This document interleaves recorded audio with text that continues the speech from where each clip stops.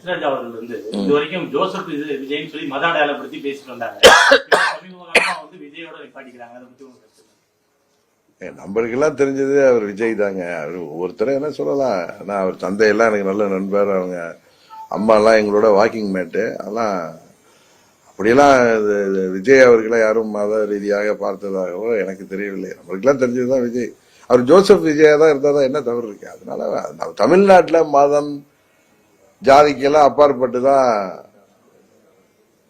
எல்லோரையும் பார்ப்பார்கள். புரட்சி தலைவர் எப்படி பார்க்கப்பட்டார் என்று தெரியும். புரட்சி தலைவர் மக்கள் எப்படி ஏற்றுக்கொண்டார்கள் என்று தெரியும். அம்மா அவர்களை எப்படி ஏற்றுக்கொண்டார்கள் என்பது தெரியும்.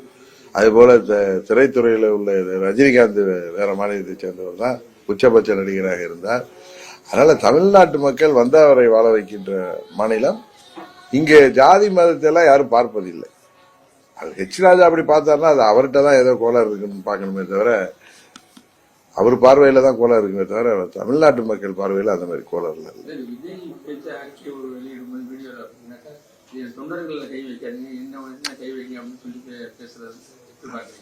அதுதான் சொன்ன அவருடைய அனுபவமின்மையை தான் அதை காமிக்கிறது தவிர, மற்றபடி அது முதல்வர் பெருந்தன்மையை எடுத்துட்டு போயிட்டார். அதை பார்த்ததும் நண்பர் திருமாவளவன் எவ்வளவு அப்படியெல்லாம் பேசக்கூடியவர் இல்ல. அவரே வந்து வலியவர்களுக்கு ஒரு நீதி, எளியவர்களுக்கு ஒரு நீதியாங்கிற அளவுக்கு பேசியிருப்பது கூட முதல்வர்கள் அதுல ரொம்ப நிதானமாக இருந்திருக்கிறார். நிறைய பத்திரிகையாளர்கள் அவருக்கு பிரஷர் கொடுத்த போய் சரி. இன்னும் நீதிமன்றமே என்ன நடவடிக்கை எடுத்திருக்கீங்கன்னு கேட்டப்ப கூட அது இன்னுமே அவரு நேற்று நீதிமன்றம் கொடுத்த தீர்ப்புக்கு பிறகு உடனே போய் கைது செய்திருக்கலாம். அது மாதிரி அவர் புஷி ஆனந்தா இருக்கட்டும், நிர்மல்குமாரா இருக்கட்டும், அவங்க எங்க இருக்காங்கன்னு என்ன காவல்துறைக்கு தெரியாதா என்ன இருந்தாலும் அவங்க சுப்ரீம் கோர்ட்ல கூட போய் பெயில் எடுத்துக்கிட்டு கூட அவங்க பெருந்தன்மையாக இருப்பதாகத்தான் நாங்கள் தெரியுது. இது ஆட்சிக்கு ஆதரவா பேசல. நமது அரசாங்கம் நாம பிடிக்குதோ இல்லையோ தமிழ்நாட்டின் அரசாங்கம் இதில் சரியாக செயல்படுவதாக தான். இன்னொன்னு காவல்துறை சரியாக செயல்படுவதாகவும் இன்னும் சில பேர் சொல்றாங்க. அண்ணன் பழனிசாமி சொல்லுது அவங்க மூத்த IAS அதிகாரி அவங்க திருமதி அமுதா அவர்கள்லாம் இதுல அவங்க எல்லாம் எவ்வளவு ரெப்யூட்டட் ஆபீசர்னு எல்லாருக்கும் தெரியும். அவங்க இதுல வந்து உட்கார்ந்து இப்ப விளக்கம் கொடுக்கறாங்கன்னா அதுல எந்த தவறு நடக்காததுனாலதான் அவங்க வந்து உட்கார்ந்து பேசுறாங்க. அது மாதிரி அவர் அடிஷனல் டிஜிபி டேவிட்சன் அவர்களை பற்றி எல்லாருக்கும் தெரியும். அவர்கள்லாம் எந்த கவர்மெண்ட் இருந்தாலும் அவர்கள் வந்து முக்கியமான பொறுப்புல தான் இருப்பாங்க. எப்படி அவர் பழைய ஹெல்த் செக்ரட்டரி ராதாகிருஷ்ணன் அவர்களோ அது போல அவர்கள் எந்த கவர்மெண்ட் இருந்தாலும் ஆட்சிகள் மாறினாலும் அவர்கள் வந்து சிறந்த நிர்வாகிகள் என்பதால நல்ல ஆபீசர்ஸ்னால எல்லா அரசாங்கத்திலையும் அவர்கள் முக்கிய பதவியில் இருப்பாங்க. அது மாதிரி திருமதி அமுதா IAS அவர்கள் ஒரு சிறந்த அதிகாரி, நேர்மையான அதிகாரி. அவர் PMOல கூட இருந்துட்டு வந்தவங்க தான். அவர்கள்லாம் இதுல வந்து ஏதோ காவல்துறை பக்கம் ஏதாவது தவறோ இல்ல அரசாங்க பக்கம் தவறோ வந்து அவங்க வந்து யார் அவர்களை அழுத்தம் கொடுத்தாலும் அவர் வந்து உட்கார்ந்துலாம் அந்த பத்திரிகையாளர் சந்திப்புலாம் நடத்த மாட்டாங்க. அது இது தவறுமே நடக்கலங்க, எங்கேயுமே தவறு இல்லை. அது கூட்ட நெரிசல்ல அவரெல்லாம் டீஹைட்ரேஷன் ஆகி மயக்கப்பட்டு குழந்தைகளும் பெண்களும் நண்பர்களும் அங்க வந்து மிதிப்பட்டு இறந்திருக்காங்க. அதான் வயிற்றுச்சலா இருக்கே தவிர இதுக்கு யாரையும் போய் நம்ம குற்றம் சொல்வதனால அது சரியாக இருக்காது. அதனால இதுல வந்து தாவேக்காவையும் நாம் குற்றம் சொல்ல முடியாது. அவங்க தார்மீக பொறுப்பேற்றிருக்கணுங்கிறது தான் எல்லோருடைய எதிர்பார்ப்போம். அது போல அரசாங்கம் இதுல சரியாதான் டே 1ல இருந்து செயல்பட்டு வராங்க. இன்னும் சொல்ல போனா முதல்வருக்கு யாரையும் கைது செய்ய வேண்டிய எண்ணமே இல்லை. ஏன்னா கோர்ட் நாளைக்கு கேட்கிட்டா என்ன பண்றதுக்காக தான் அந்த 2 மாவட்ட செயலாளர்களையும் அவர்கள் கைது செய்திருப்பதாக தான் நினைக்கிறேன். ஏன்னா கைது செய்வதால இதுல வந்து பெரிய தீர்வு வந்துடக்கூடாது. ஏன்னா அவர்களோட இன்டென்ஷனலா அந்த மாவட்ட செயலாளர்கள்லாம் பண்ணிருக்க மாட்டாங்க. ஆர்வ கோளாறு தான் அதெல்லாம் காரணம். இன்னும் வருங்காலத்துல அந்த கட்சியாக இருக்கட்டும் எந்த கட்சியாக இருந்தாலும் சரியான நடைமுறைகளை பயன்படுத்தி இது போன்ற மரணங்கள் யாருக்கும் எந்த கஷ்டம் வராமல் நிகழ்ச்சிகள் நடத்துவோம். மாவட்டத்துல 4 மாவட்டத்திலேயே இவங்க வந்து கூட்டத்தை இது பண்ணாலும் ஏன் கரூர் மாவட்டத்துல மட்டும் இந்த மாதிரி சம்பவம் நடந்தது அப்படின்ற மாதிரி இல்ல அதுதான் ஒரு தவறான அவங்க வந்து பயத்துல பேசுறாங்க. இன்னும் தான் மேல பழி வந்துருமோங்கிற அதனால அதை வந்து அப்படி தவறா சொல்றாங்க. நல்ல வேலை எல்லா இடத்துலயுமே காயங்கள் ஏற்பட்டிருக்கு. நிறைய இடத்துல மூர்ச்சியாயிருக்காங்க. எல்லா இடத்துலயும் காவல்துறையில இருந்து லிஸ்டே கொடுத்தாங்க. விழுப்புரம் மாநாட்டுல இருந்து மதுரை மாநாடு, மற்ற திருச்சி, அரியலூர், நம்ம திருவாரூர், நாகப்பட்டினத்துல எத்தனை பேர் வந்து இதுல காயப்பட்டாங்க எல்லாம் கொடுத்துருக்காங்க. நல்ல வேலை தெய்வாதீனமா அங்கெல்லாம் நடக்கல, அவ்வளவுதான். அங்க நடந்துருந்தா யாரும் குறை சொல்லிருக்க முடியும். இங்க கரூர்ல நடந்ததுனால முன்னாள் அமைச்சர் ஒருவரை குறை சொல்றாங்க. இது அங்க நாமக்கல்ல நடந்ததா யாரும் சொல்லியிருக்க முடியும்? இதெல்லாம் அவர்கள், அதான் சொல்றேன், அவர்கள் புதியவர்கள், அரசியலுக்கு புதியவர்கள். இதை துணிச்சலாக எதிர்கொள்ள வேண்டிய நம்ம படியில கனம் இல்லைங்கிறப்ப அவங்க துணிச்சலா எதிர்கொள்ளலாம். அதை இது போல திசை திருப்பது போல அவர்கள் பேசியதுதான் நீதிமன்றம் அப்படி கடுமையான கண்டனங்களை தெரிவித்திருக்கிறத தவிர அதை தாண்டி வேற ஒண்ணும் இல்லை. எடப்பாடி பாத்தீங்கன்னாக்கா அந்த அதிகாரிகள் பேட்டி கொடுக்கும்போது எதுக்கு அதிகாரிகள் பேட்டி கொடுக்குறாங்க, அமைச்சர்கள் இருக்கிறாங்க, இவங்க பேட்டி கொடுக்காம இவங்க ஏன் பயப்படுறாங்க? அப்படியே இல்ல, அதிகாரிகள் தான் அதை ஹேண்டில் பண்ணவங்க, அவங்க தான். அதனால அவங்க அல்ல செந்தில் பாலாஜி உட்காந்து தான் கிளியரா அன்னைக்கு பேட்டி கொடுத்தது கூட நான் தொலைக்காட்சியில பார்த்தேன். ஏன்னா எங்க கட்சியில இருந்தவர் தான், எனக்கு பழைய நண்பர் தான். இப்ப அவர் திமுக இருக்காரு.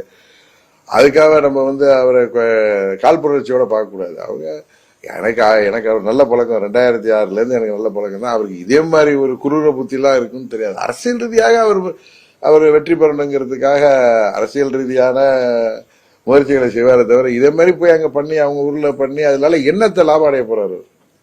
அதெல்லாம் ரொம்ப கேட்கறதுக்கே ரொம்ப அண்ணன் பழனிசாமி பேசுவது இப்படி தரம் தாழ்ந்து போயிருக்காரு அப்படிங்கிறது தான் நமக்கெல்லாம் வருத்தத்தை அளிக்கிறது. ஆனா பழனிசாமி அப்படிதான் இருப்பாருங்கிறது நமக்கு எல்லாருக்கும் தெரியும்.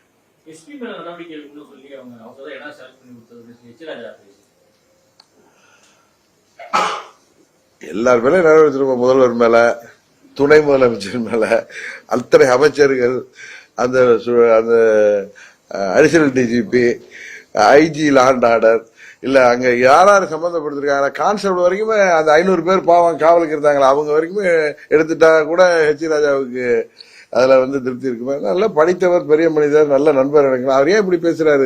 இதனால 2026 தேர்தலில் ஒன்னும் மாற்றம் வர போறது இல்லை. இது மக்களுக்கு தெரியும்.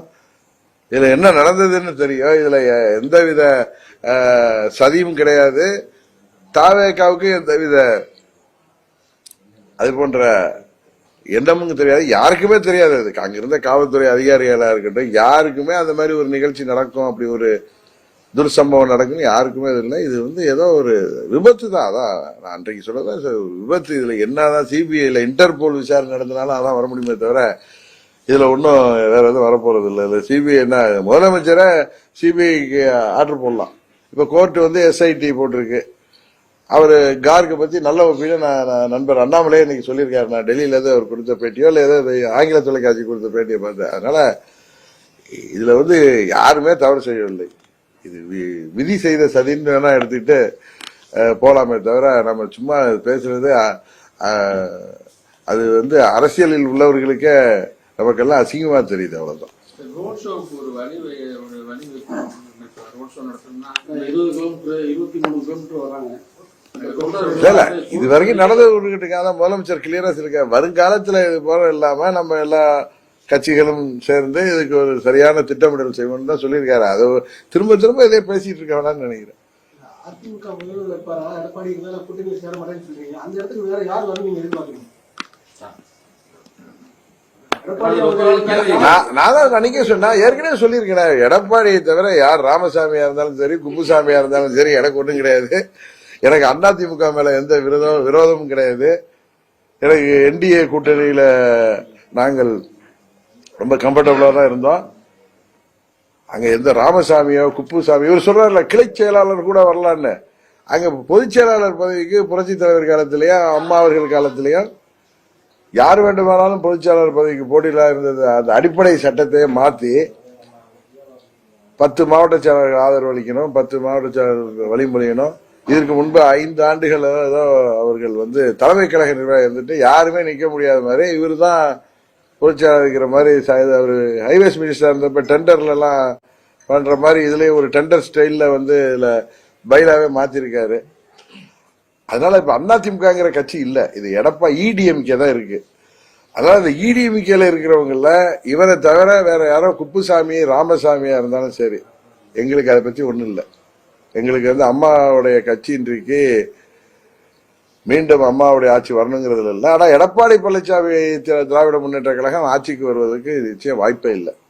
அது இப்ப நான் இங்க இதனால அவரை அவர் அடிக்கிற கூத்தெல்லாம் எல்லாரும் தமிழ்நாட்டு மக்கள்லாம் பார்த்துட்டு இருக்காங்க. தாக்கத்தை கூட கூட்டணி வைக்க வாய்ப்பு இருக்காங்க. நாங்க சார் இந்த நேரத்தில் எந்த கூட்டணி பற்றி தான் டிசம்பர்ல தான் சார் அதை பற்றி முடிவெடுப்போம். நாங்கள் எங்க கட்சி தேர்தலுக்கு தயார்படுத்துவதற்கான வேலைகள்ல இருக்கு.